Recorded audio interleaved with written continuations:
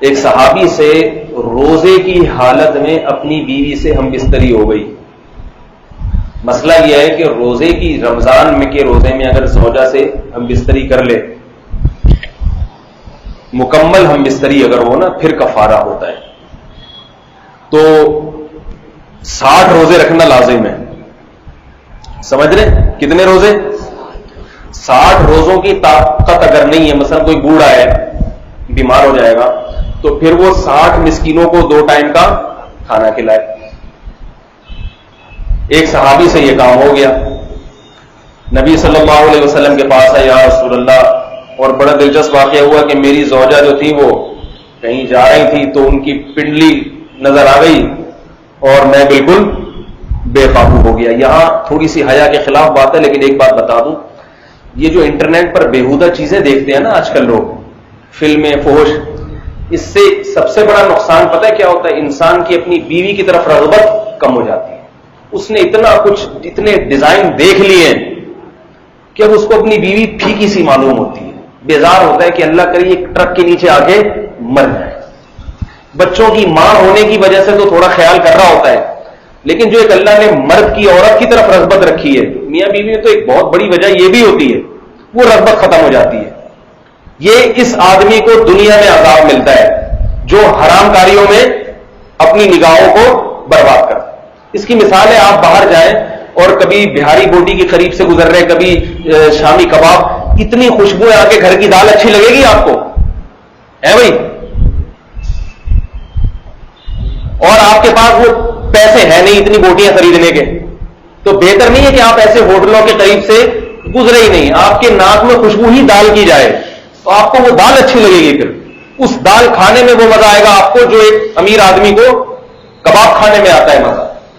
تو حرام کاری کرنے والے آدمی کا گھر تباہ ہو جاتا ہے کیونکہ اس کو اپنی بیوی کی طرف رغبت نہیں رہتی.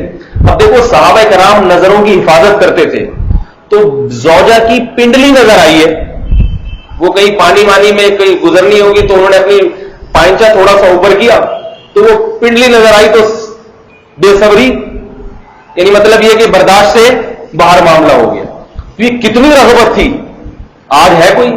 اس نے اتنا کچھ انٹرنیٹ پر, ٹیلی ویژن پر ننگی فلمیں اور فحش چیزیں اور ایسے ایسے چہرے اس نے دیکھ لیے کہ اب اس کو اپنی بیوی پسند ہی نہیں آتی. تبھی گھر برباد ہو رہے ہیں, ادھر ادھر منہ کالا کرتا ہے, عورتیں پریشان ہیں. اتنی خواتین کے فون آتے ہیں اپنے شوہروں کے بارے میں کہ موبائل میں درجنوں لڑکیوں کے نمبر ہیں, لڑکیوں سے فحش باتیں, لڑکیوں سے دوستیاں. مجھے یہ بات بتاؤ, یہ جوانی کب تک برقرار رہے گی؟ کل تمہارے بچوں کو پتا چلے گا نا ہمارا باپ ایسا تھا, بچہ بھی یہی حرکتیں کرے گا. سمجھ میں آ رہی ہے بات؟ بچہ کیا کرے گا؟ بچہ بھی یہی کچھ کرے گا, اور پھر ایسا بچہ بڑھاپے میں اپنے باپ کی خدمت نہیں کرے گا. یہ بتا دوں, وہ عیاشی کرے گا, عیاشی کہے گا ابا کو اولڈ سینٹر میں داخل کرو, یہ ٹینشن ہے میرے لیے. تو اس لیے اپنے گھروں کو پاکیزہ بناؤ.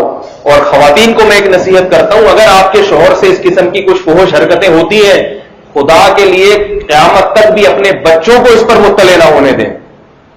عورتیں پیٹ کی ہلکی ہوتی ہیں, شوہر کی ساری باتیں اپنے خاندان میں کر دی, اس کی عزت کا جنازہ نکال دیا. اب شوہر بعد میں بعض دفعہ توبہ کر لیتا ہے, وہ توبہ تو کرتا ہے مگر اس کے خاندان میں وہ ذلیل ہو گیا, اور خاندان والے اس کے اولاد کو بتا دیتے ہیں یہ ساری باتیں. جب اولاد کے دل میں باپ کے بارے میں یہ خیال آ گیا کہ ہمارا باپ بیہودہ ہے, فحش ہے, تو اب یاد رکھو پھر وہ اولاد اپنے باپ کو کبھی بھی باپ نہیں مانے. اس سے نقصان کس کا ہوگا؟ اولاد کا بھی نقصان ہے اس میں. باپ تو جیسا بھی اس کی بزرگی دل میں ہونی چاہیے. تو صحابی نے کیا فرمایا کہ میں بے قابو ہوا اور مجھ سے یہ حرکت ہو گئی. تو رسول اللہ صلی اللہ علیہ وسلم نے ارشاد فرمایا کہ 60 روزے رکھو. کتنے؟ 60. انہوں نے فرمایا یا رسول اللہ اس کی استطاعت نہیں ہے. فرمایا 60 مسکینوں کو کھانا کھلاؤ. فرمایا اتنے پیسے نہیں ہیں, خود مسکین ہوں. اب کیا کریں؟ قرآن حکم تو یہی تک ہے کہ جب پیسے آ جائیں تو کر دینا, صبر کرو. لیکن آپ صلی اللہ علیہ وسلم نے یہ سوچ کے بھی تھوڑی سی تو سزا ملے نا ان کو.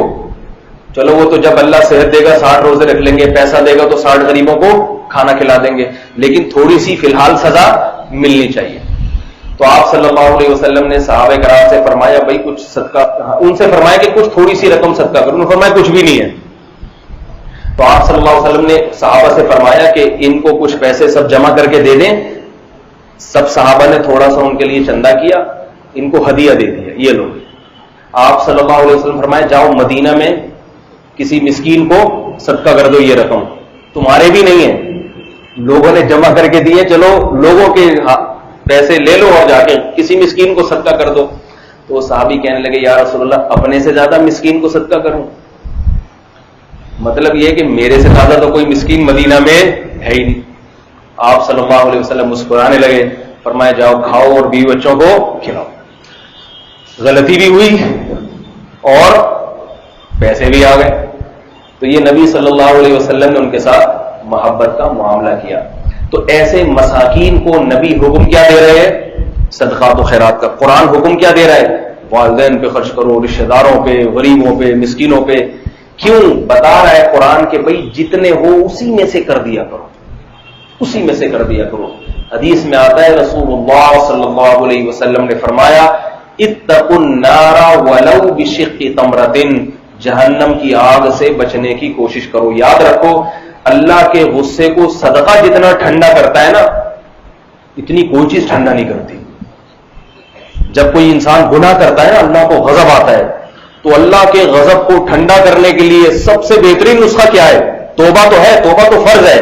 توبہ کے علاوہ دوسری چیز صدقہ کر دے، کسی غریب کو کچھ پیسے دے دے، اس سے اللہ کا غضب، غصہ کم ہوتا ہے اللہ تعالیٰ. تو آپ صلی اللہ علیہ وسلم نے فرمایا جہنم کی آگ سے بچنے کی کوشش کرو صدقے کے ذریعے.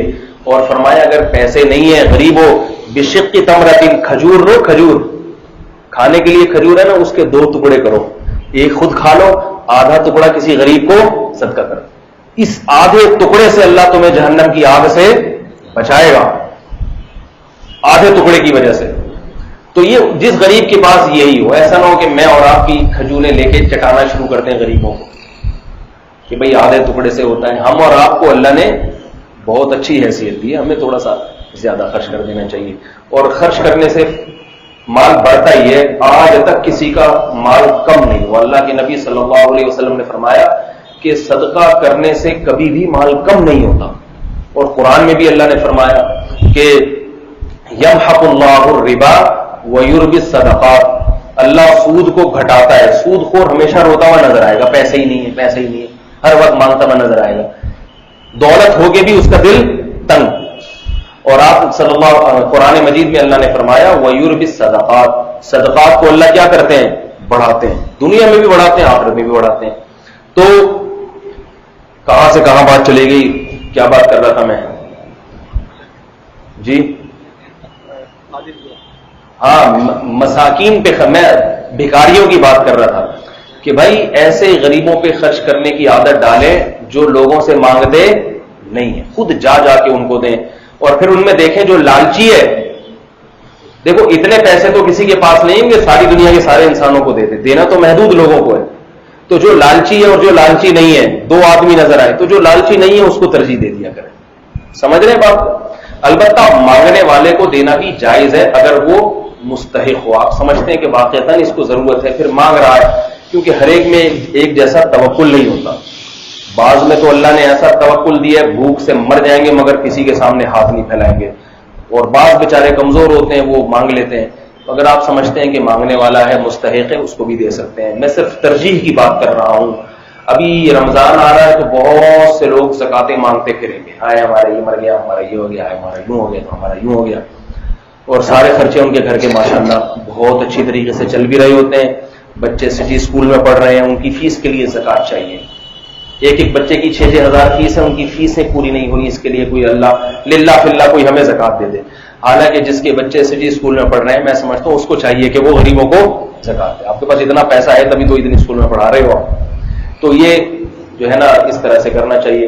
تو خادموں کے ساتھ حسن سلوک کیا ہوا کہ رمضان میں ان خادموں کو، رمضان کیا نہیں تو کسی بھی مہینے میں، ان کو جتنی اجرت بنتی ہے وقت سے پہلے دے دیں، جتنی بنتی ہے اس سے تھوڑی سی زیادہ دے دیں. اور رمضان میں خاص طور پر نبی صلی اللہ علیہ وسلم نے حکم دیا ہے کہ مزدوروں اور خادموں سے پر رحم کیا جائے، ان سے کام کم لیا جائے. بہت سے کمپنیوں کے مالکین ایسے بدبخت ہیں کہ وہ رمضان میں شرط لگاتے ہیں کہ مزدور کو روزہ رکھنے کی اجازت نہیں، کیونکہ وہ کہتے ہیں روزہ رکھ کے کام کم کرے گا. اس حرام خور کو معلوم نہیں ہے کہ رزق دینے والا کون ہے؟ اللہ ہے. بعض نماز نہیں پڑھنے دیتے کہ نماز پڑھے گا نا تو یہ کمپنی کا نقصان ہوگا. اس یہ بڑی بدبختی کی بات ہے. تو اور سعودی عرب میں کیا ہوتا ہے؟ سعودی عرب میں، عربوں میں، جو میں بار بار بتاتا ہوں نا، کچھ صفات بڑی اچھی ہیں عربوں میں. ایک سخاوت، رمضان میں عربوں کی سخاوت دیکھو کبھی جا کے، وہاں پتہ چلتا ہے کہ ان آیتوں پر اصل عمل عرب کرتے ہیں. رمضان میں وہ کیا کرتے ہیں؟ خوب جو ہے نا اپنے مزدوروں کو اور ملازمین کو سہولت دیتے ہیں.